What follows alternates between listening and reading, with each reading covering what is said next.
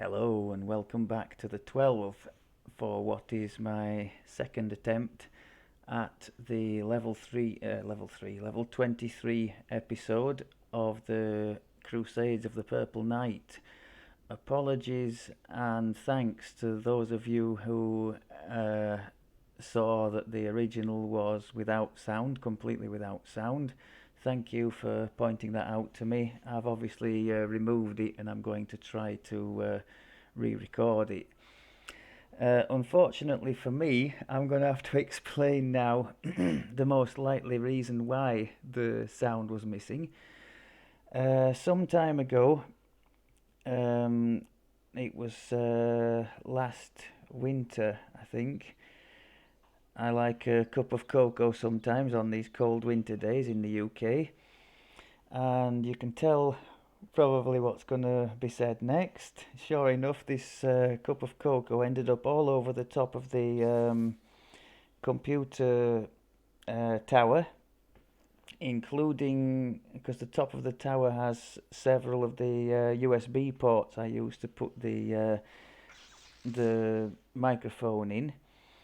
So that all got a liberal dousing of cocoa. I was very lucky actually. I found out that the cocoa is a lot more viscous than water. So rather than going flying down and wrecking everything completely, I was able to, in full panic mode, mop up most of the stuff and save the computer tower. But it does malfunction every now and again when I plug the microphone into these USB ports. Every now and again it doesn't pick it up properly and I get instances like this where there's just no sound. So apologies for that. I hadn't checked it before posting because I posted it quite late last night. So we're going to try and run through it again. I'm a little bit disappointed. Well, I'm disappointed anyway to lose it and have to do it again. But the end, particularly of that of the quest I'd done, was quite an epic. I I got to the end and the boss guy killed me, almost one-shotted me actually. I don't know if it was a black dragon bolt he used or something else. I was trying to look in the combat log and I didn't really manage to unearth anything, but he really hammered me. And I'd before he'd done that, I'd managed to get the two damages over time on him, my own black dragon bolt and this rend the soul. And so as I gibbered back up, expecting to have to deal with him before I died again, I realised he was already dead. So we'd killed each other at the end. So it was quite um,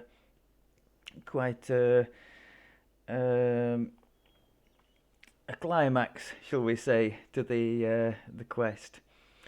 The quest in question is this one in the 12.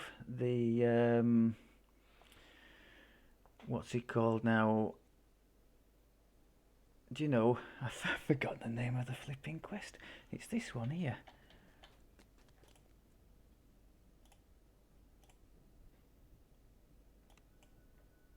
And this is because we did actually finish it. Kind of a big deal, that's it. So we're gonna try and repeat that. We're going where? But not until I've done my preamble. So just pretend you didn't see that. Well organised as ever. So yeah, kind of a big deal because I did inadvertently use that phrase in the comments at one stage, and one of you pointed out that it's actually a quest in the game and level appropriate for where we are. So I thought, yeah, why not make that the next quest that we run? So that's why that one. Quests done up until this point. I did the full Eveningstar 2 chain, which if you are at all interested, there's a section in the guides section, like a walkthrough and a pathing advice for that.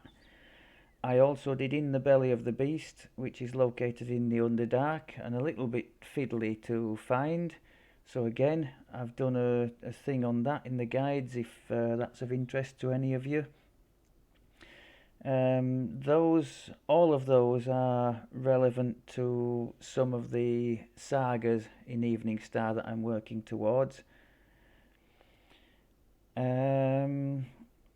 What else did we do? We did the other two here in the 12 leading up to this one. So we did Another Man's Treasure and Memory Lapse, these two here. Now during the course of the first one, the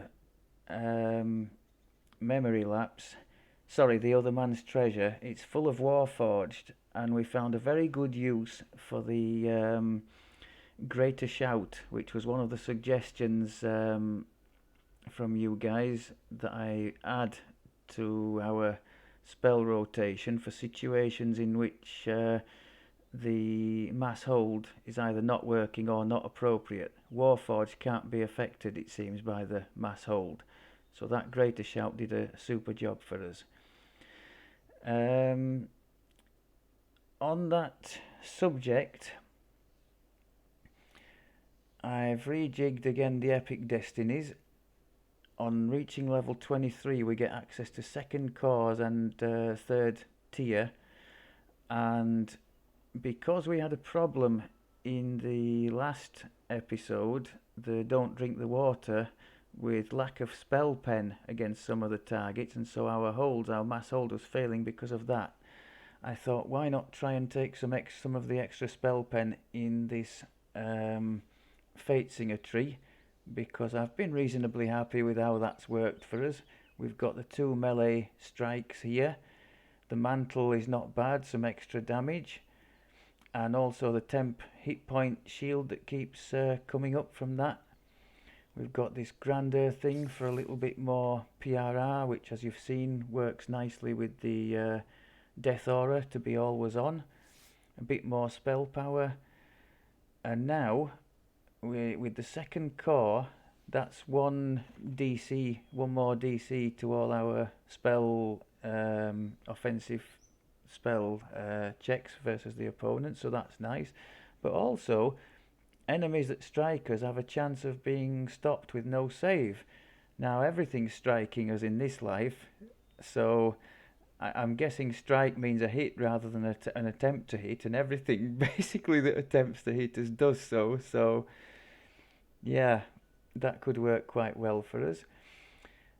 3 enchantment DCs on there, which is nice, boosting up the mass hold. And also this rain, I have tested this, and this is only on a Vorpal strike, which means a 20. We've run into things before, like for example this core here, which while it states it only works on a Vorpal melee hit, it seems to be working on a crit, so the text there I think is wrong. But in the case of that one, it is only on the 20. But it's better to have than to not, and +3 to hit isn't bad. That's like +3 accuracy, and accuracy is very nice.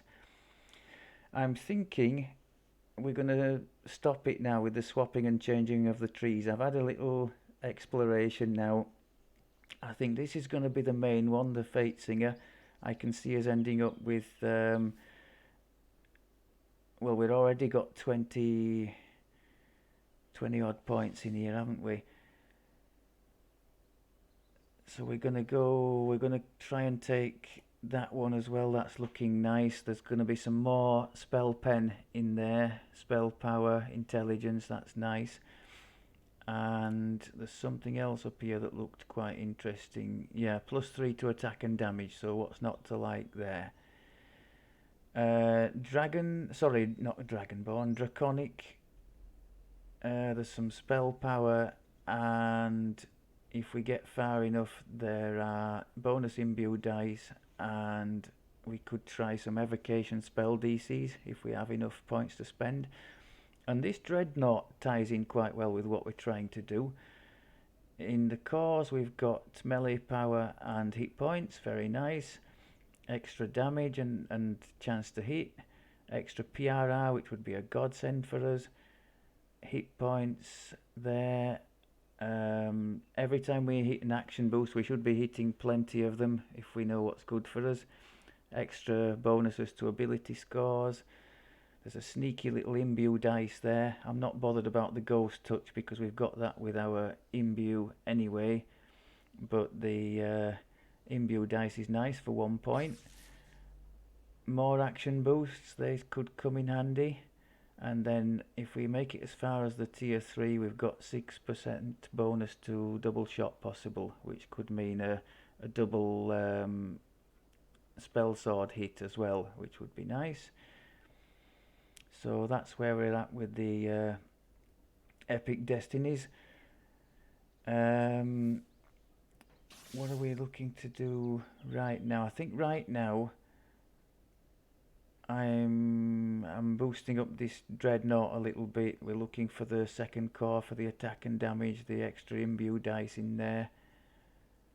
I think that's what I'm going to try and do. Okay, that's that. I have added a couple of consumables to our array of things to try and help us along. These potions of alchemical spell power you can get from crunching your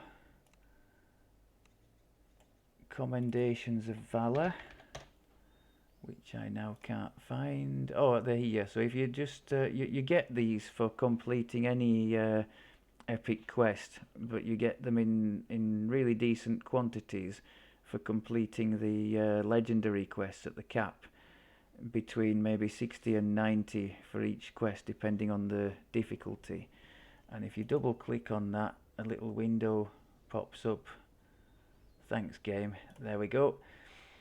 And you can see potions of spell power, so they're only 35 each, so if you're running quests at the cap, the level 32 or whatever, getting 90 or so a time as your reward, that's like 3 of these potions. So do use them, because having them pile up is fairly useless, and they do give you a decent bonus. So we've got this 25 alchemical bonus, and that stacks with these that we picked up from the portable hole, the potion vendor in the portable hole. That's a 20 alchemical bonus to fire spell power, which is our preferred spell sword imbue. They only last for 3 minutes. I think these last for 10, so I'll have to remember to keep chugging those. But those stack together, so between those two, that's a 45 extra bonus towards our imbue, and a nice boost to any other spells. You know, the acid well, the tempest, these 2 big single target things. So well worth having, I think, for us. It's a bit of a quality of life thing. So that's that. That was one good thing about the failure of the first attempt. It gave me a chance to go back and consider what other things I might do. I did pick out another little piece of gear. It's less than ideal for our current build, but gives an illustration of some of the things you can do to boost your chances. Insightful Con isn't bad, a few more hit points. Impulse and kinetic law are good. That's to deal with the force damage, which is what we are doing with our Eldritch Strike and Tempest, but also the Arcane Tempest. So we're getting some good use out of that.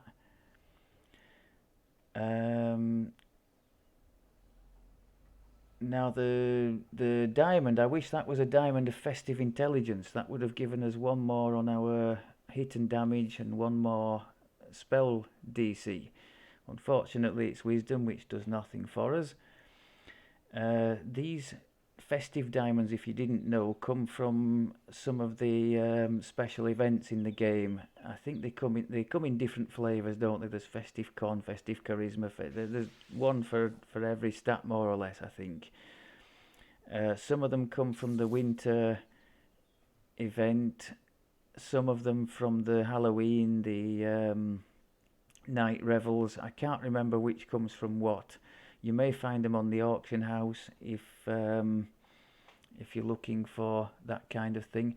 They can be, if you're in as part of a like a reasonably sized guild, I'm sure you can find somebody to pass you one if you need.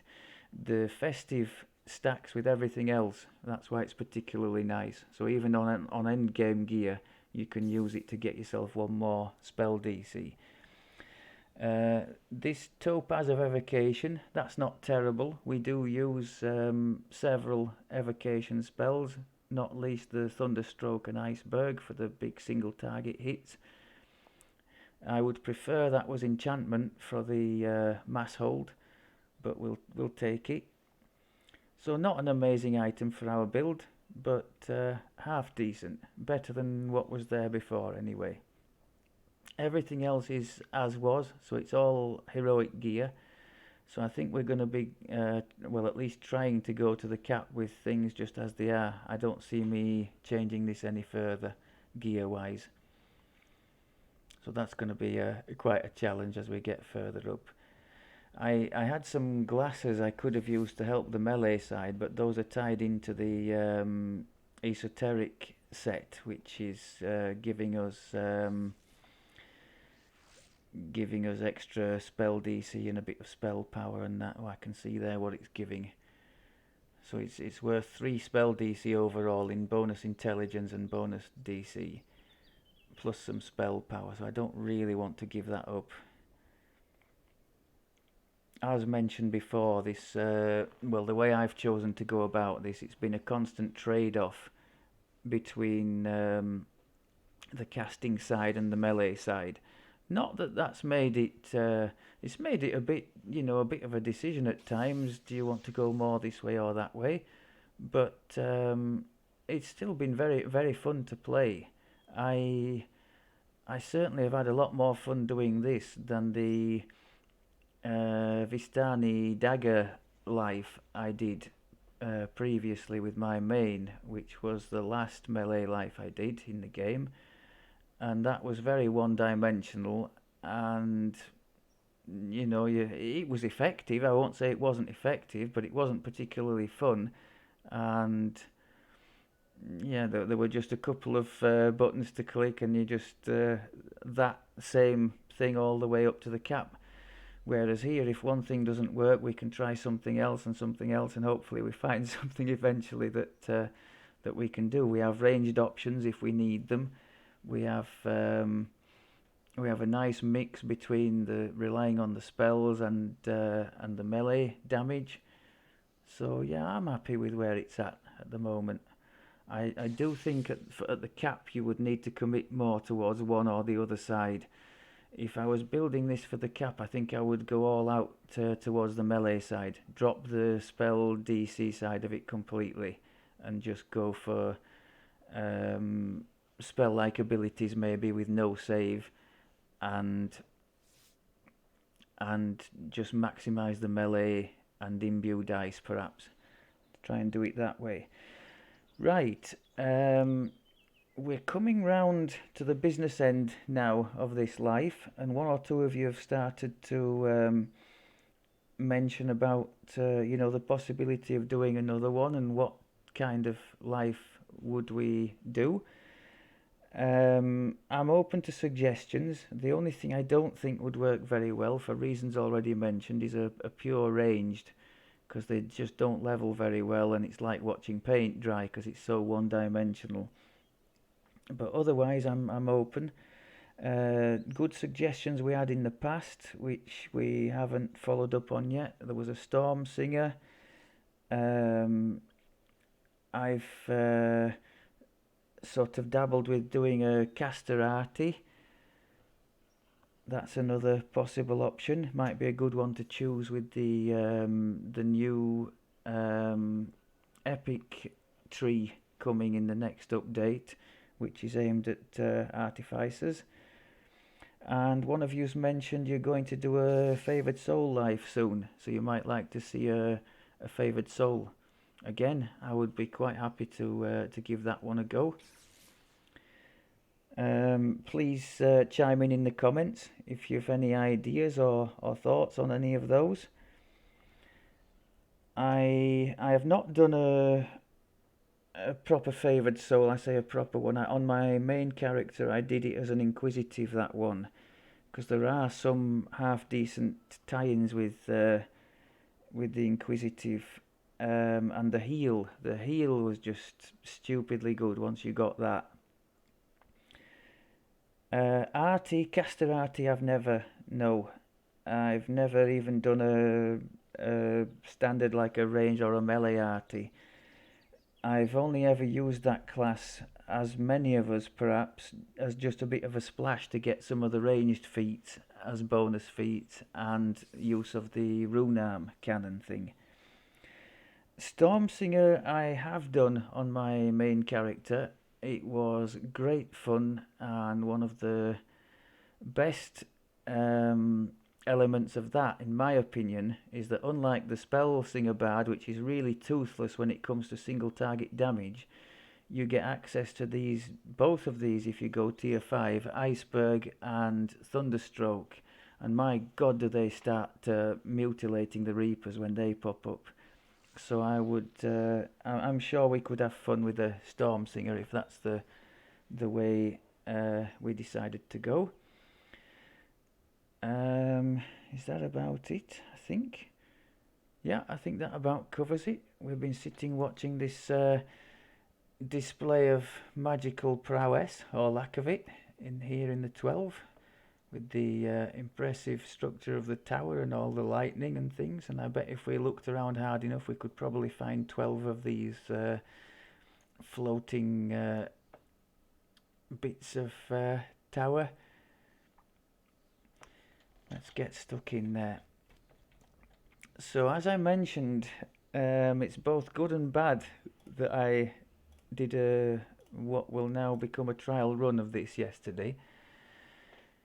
Good in that I know we held up reasonably well all the way to the end. But bad because now I know that thing can virtually one-shot us. I'm not sure exactly what it was that got us either. So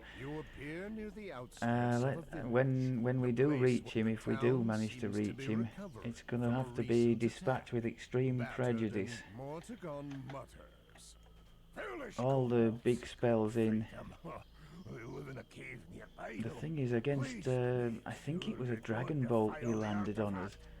Against that, it's a double distance spell. There's nothing I can do to really avoid that, and I can't sort of one-click heal myself. I did hit the negative energy burst, but it just doesn't have the oomph to get you out of those situations where it's just, oh crap, I've suddenly lost half my health, or more than half.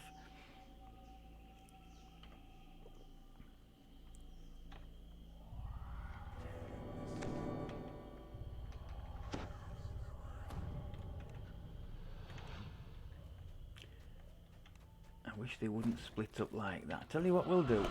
We'll just try and, instead of doing the hold,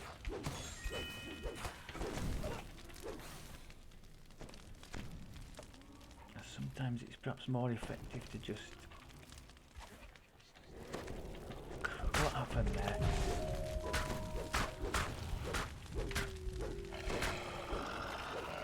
This has not started well, has it?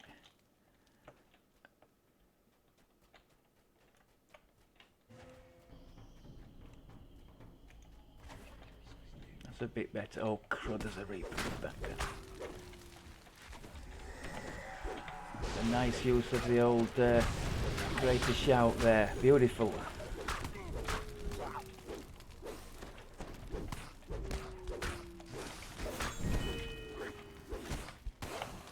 Very nice. Okay. They're too spread out.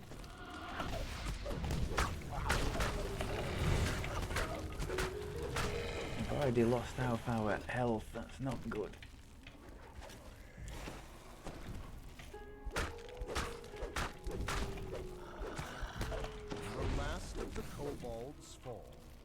Yet there's no time to relax. Okay, You hear the now I sounds of was something wondering, I huge don't think you echoing can, I off think the this is canyon classed as a wall. red boss and you can't do any kind of crowd control or instant kill against it.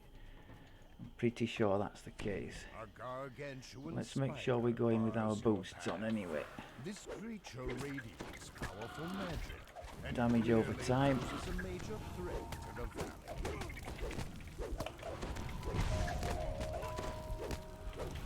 It's not hurting us too badly, which is always a plus. There's the old lightning strike from the Fate Singer Destiny. With the spider defeated, Nice, okay. look around to see where this gargantuan creature came from. You spot the entrance to a cavern up above.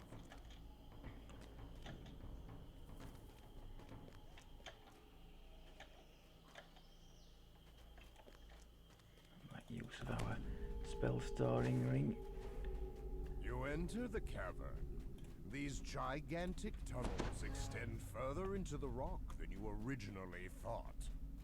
Something is causing the creatures in the Can't wall target to these grow beggars to an from distance, enormous that's size. unfortunate. Perhaps the artifact is to blame.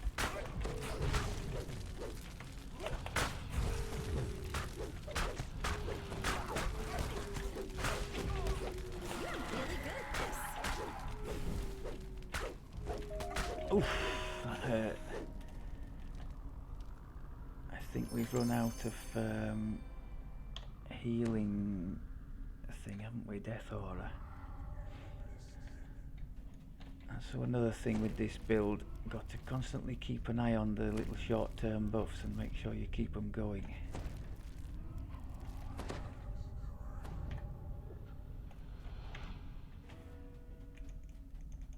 Hold as many as I can and just blast them.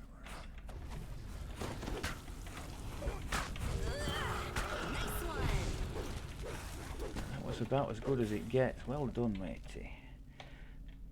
I'll give myself a little pat on the back for that.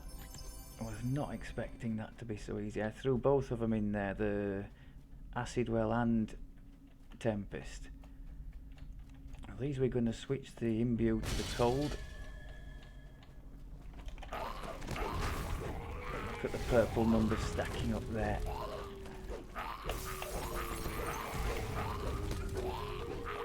Very nice. Can we possibly hold both of those?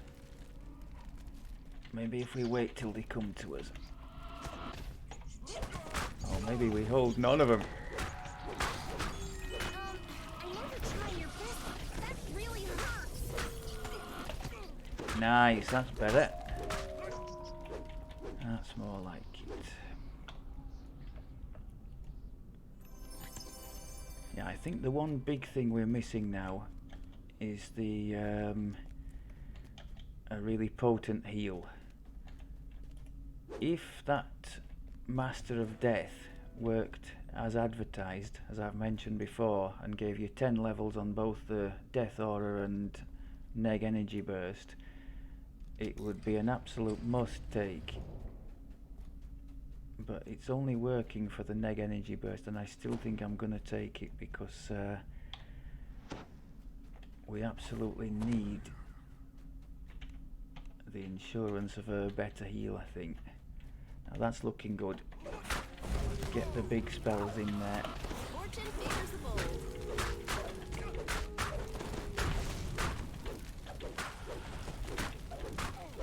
There's always something I'm overlooking. Here I'm not making enough use of the boosts, and also I've left somebody behind me.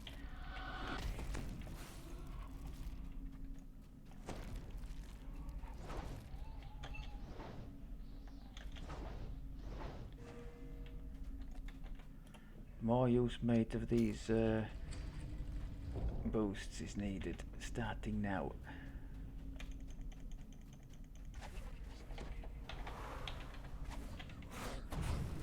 Fortune favors the bold.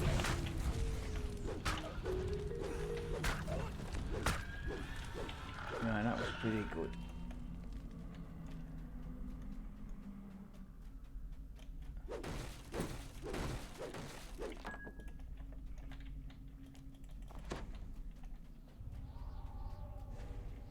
was about to go back the wrong way there. Kobolds stand arrayed near the water to Right, now harass this one I anyone who usually comes tend to near. try to A invis strange right through it. rhythmic whistling sound can be This is heard the in kind of thing distance. that I think they're trying to stop with this new XP mechanic, meaning you get less if you kill a lesser percentage of the creatures.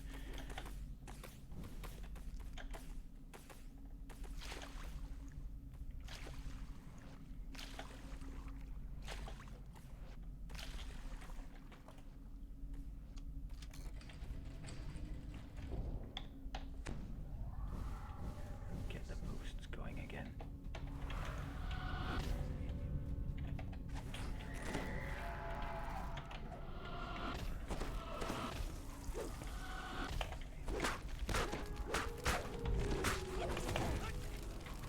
Crud, that wolf tricked me up. Look at the state.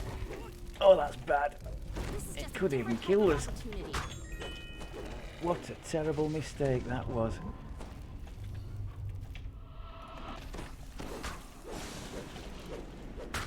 Just left a crown unattended and that's what you get. That was really, really bad. I suppose I was guilty of seeing the big things in front of me and thinking, oh, I need to be targeting them. Well, no, the thing that was tripping you over and nearly caused you to die was the target.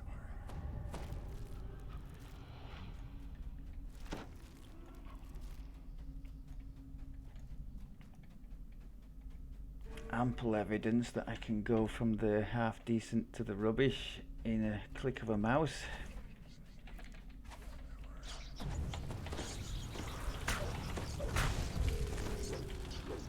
Now we've gone back to half decent again. That was beautiful.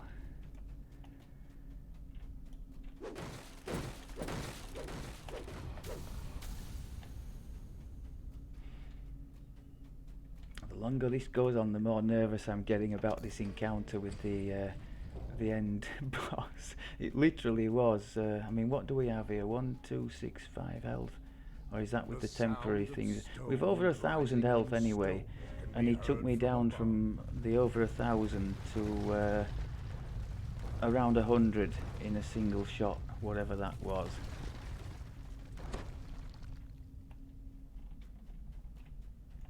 We do have the insurance policy of the gibbers if that happens again, so I'm hopeful we'll at least get to finish the quest.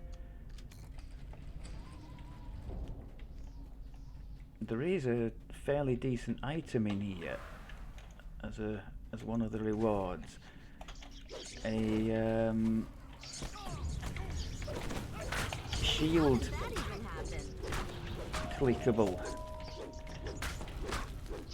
which is super nice protection against the magic missiles that a lot of opponents, in particular the Famine Reaper, like to hammer you with. Oh, neat. Do we need this shrine? Let's not be silly, let's take it.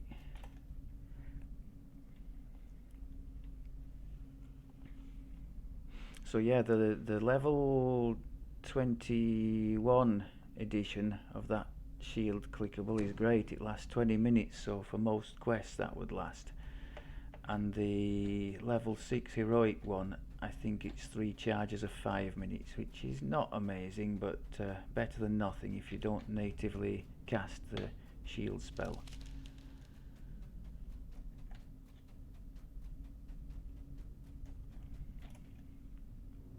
Cool, damp air fills the hallway as the door opens. Somehow, you can sense magic raid the artifact. Sits on a Now this pedestal in the section, center of the chamber. I have The kobold shaman numerous feels memories of strange other party as members things getting start to stuck go in the dark. surrounding You can just make out magic stone filling the room sections with the there and unable to artifact. move afterwards. Thankfully it hasn't yet happened to me. Now if you do get stuck, I think you can just type /stuck like there. You can do that once per hour and it resets you to somewhere that hopefully you'll be able to continue on for those annoying moments where you're almost at the end of a quest and you run into a bit of a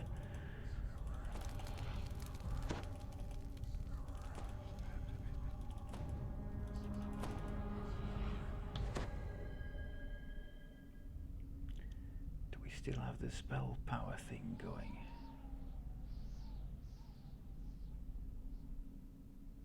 I can't see it. Let's do it again. Or maybe I didn't do it in the first place. That's quite likely, knowing me as I do.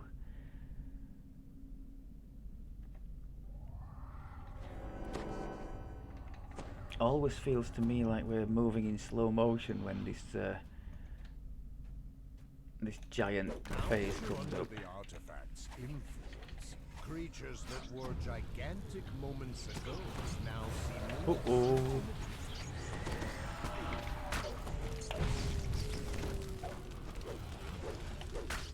Uninvited guest. There is a shrine down there which is usable if needed.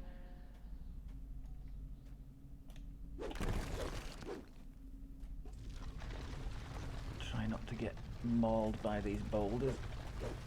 This broad passageway is now too small for your gigantic body to fit through. You'll need to find a route. You hear a door closing in the distance. An unusually deep kobold voice shouts, Kobold have blocked the corridor. Doing my best to get round them.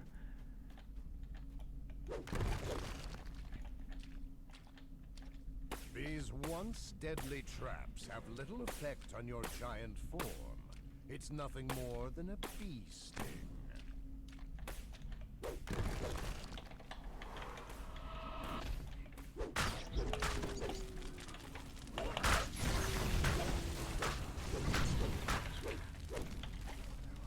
Oops, wrong key. Oh, that's not good. I was wanting to save that for the end. A door closes and the kobold shouts. Here we go. This is it.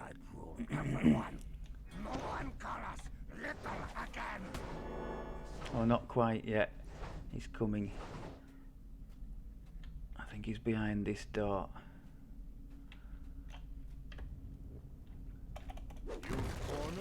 Let's not suck too badly. The entrance has been blocked by a recent cave, and the kobold is gigantic.